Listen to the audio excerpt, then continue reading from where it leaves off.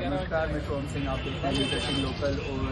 और जैसा कि आप देख सकते हैं केंद्र सरकार का आगामी बजट अगले कुछ दिनों में सामने आएगा। इसको लेके हम इस समय खड़े हैं राजधानी भोपाल के गौतम नगर क्षेत्र में, और यहाँ कुछ ऐसे लोग, कुछ ऐसे स्टूडेंट्स और कुछ व्यवसायी भी साथ में हैं जिनसे हम बात करेंगे इस बजट को लेकर कि उनको क्या उम्मीदें हैं।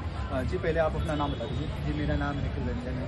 अच्छा, इस बजट से जो आने वाला है अभी, इससे क्या आपको कुछ उम्मीदें हैं कि शिक्षा के क्षेत्र में या किसी और क्षेत्र में? देखिए, हर साल जब बजट आता है तो आम आदमी की उम्मीदें होती है कि कुछ ना कुछ सरकार आम आदमी के लिए लाएगी, लेकिन सरकार किसी की दी जाती है लेकिन आम आदमी के लिए कुछ खास मिलता नहीं है। अब उम्मीद तो है कि आम आदमी को थोड़ा रिबेट मिले, कम टैक्सेस हो, क्योंकि हम अपने सैलरी से भी टैक्स दे रहे हैं, उसके बाद जो सामान खरीद रहे हैं उसमें भी टैक्स दे रहे हैं, मतलब बहुत तरह से टैक्स देते हैं और फ़ायदा उतना हमें मिल नहीं पाता उन टैक्सेस का। तो उम्मीद तो है कि अब जैसे शिक्षा को लेकर कहें तो शिक्षा में बहुत ज़्यादा टैक्स है, मतलब मेरे अगर सही हूँ, मेरा कैलकुलेशन सही है तो हो सकता है इसमें दूसरे या तीसरे नंबर भारत में जो शिक्षा पे सबसे ज़्यादा टैक्स है। तो शिक्षा पे तो कम से कम सबका अधिकार है, राइट टू एजुकेशन एक्ट भी लाया गया था कांग्रेस के टाइम में, तो ऐसा होना चाहिए शिक्षा पे। ऐसा कुछ लगता है कि शिक्षा को लेकर कि कुछ जगहों पे या तो इसमें कुछ कटौती करनी चाहिए किसी तरीके की, या आने वाले समय में तो ये सबसे पहले देखिए जो किताब कॉपी ही है उस पर जो टैक्सेस हैं आप उस पर ही कम कर सकते हैं। जैसे आप स्कूल की जो मनमानी होती है आजकल प्राइवेट स्कूल में आप देख रहे हैं, उस पर ही कुछ नियम ला सकते हैं। भाई अब कई तरह के टैक्सेस हैं शिक्षा में, जिसको कम किया जा सकता है।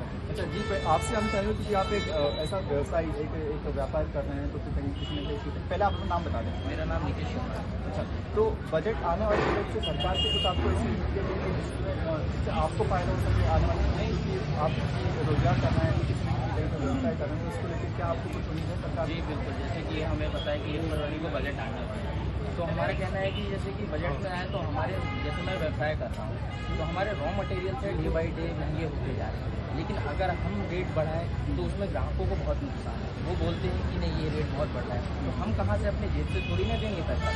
तो मेरा कहना है कि रॉ मटेरियल जैसे दूध हो गया, चीनी हो गया, बहुत सारी चीज़ें हैं। जैसे मेरी एक चाय की दुकान है और छोटा मोटा व्यवसाय है, लेकिन फिर भी कहने का मतलब ये है कि सरकार को इतना तो ध्यान रखना चाहिए कि रोज़गार है, ऊपर से अगर इंसान बिजनेस करना चाह रहा है, व्यवसाय करना चाह रहा है, तो एटलीस्ट उसको कुछ चीज़ मिले, उसके साथ कुछ मतलब ऐसा दिया जाए कि इंसान थोड़ा सा अपने आप को, हम जैसे भाई ने बोला कि स्कूल में बहुत सारे, मेरे छोटे छोटे बच्चे हैं उनको मैं स्कूल में पढ़ा रहा हूँ, महीने के कम से कम मैं 60,000 रुपये एक बच्चे का देता हूँ। फालतू की चीज़ें, बहुत सारी चीज़ें, मतलब कि एजुकेशन में भाई ने बोला कि बहुत सारी चीज़ें, बहुत सारे टैक्सेस देने पड़ते हैं। मैं व्यवसाय कर रहा हूँ उसमें मुझे बहुत सारे टैक्सेस देने पड़ते हैं, GST लो, ये करो वो करो, बहुत सारी चीज़ें हैं। तो बस सरकार से यही उम्मीद है कि अगला बजट जो है हम युवाओं को देख के थोड़ा सा ध्यान पे रख के चीज़ें लाई जाए, जिसमें लोगों को रोज़गार मिले, स्टूडेंट्स हैं उनको थोड़ा सा मतलब कि जॉब वगैरह अच्छे मिले।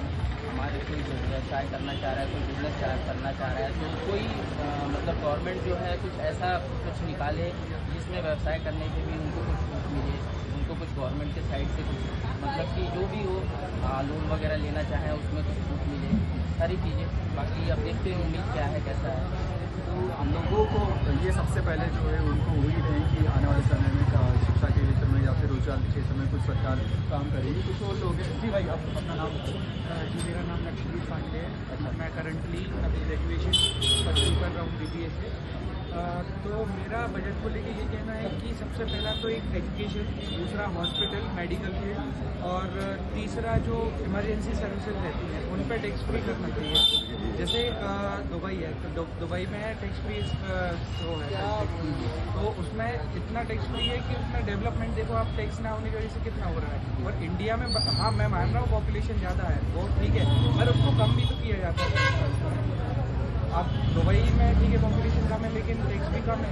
इंडिया का अगर टैक्स थोड़ा बहुत भी कम हो जाए तो बहुत इम्प्रूव हो जाएगा। जैसे एजुकेशन में, बुक्स कॉपीज़ में, पेन में, और उसके बाद जैसे मैं हूँ बैचलर हूँ जॉब के लिए, तो जब टैक्स कम होगा तो जैसे मैं भी अगर एग्ज़ाम के लिए कोई भी फॉर्म डालता हूँ तो नॉर्मल अगर फॉर्म 500 का है तो उसमें टैक्स मिला के 650 मतलब 650 तक का हो जाएगा। तो उन सब चीज़ में अगर राहत मिले तो स्टूडेंट्स को काफ़ी होगा। तो मेरे पॉइंट ऑफ व्यू से तो यही है।